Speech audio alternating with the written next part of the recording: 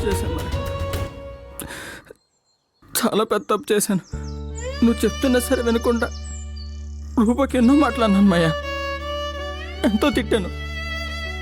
ఒక్క మాట అడగలేదు అసలు ఏం జరిగింది అని. అడగాల్సింది కదా, అడగలేదు. అప్పటికి ఈడు చెప్పాడు రూప చాలా మంచిదిరా అని. రూప నిజంగానే మంచిది మాయా, ఎంత మంచిదో తెలుసా? నా గురించి ప్రతిదీ చెప్పుకునే తన ఫ్రెండ్కి నేను ఇన్ని మాట్లాడినా, ఎంత తిట్టినా ఒక్క మాట కూడా తన ఫ్రెండ్కి చెప్పలేదు మాయా. అంటే తన ఫ్రెండ్ దగ్గర నేను తక్కువ అవుతాననే కదా మాయ చెప్పలేదు. అందుకే కదా మాయ చెప్పుండదు. మంచిది మాయా, రూప మంచిదిరా నువ్వు చెప్పినట్టే.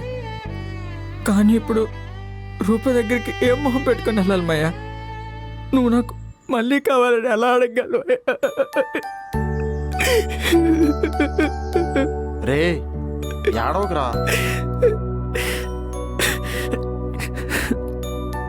నువ్వు నా మాట వింటావు కదా. రూప దగ్గరికి వెళ్ళరా. రే రూప నేను ప్రేమించిందిరా, ఆ మాత్రం అర్థం చేసుకోలేదా?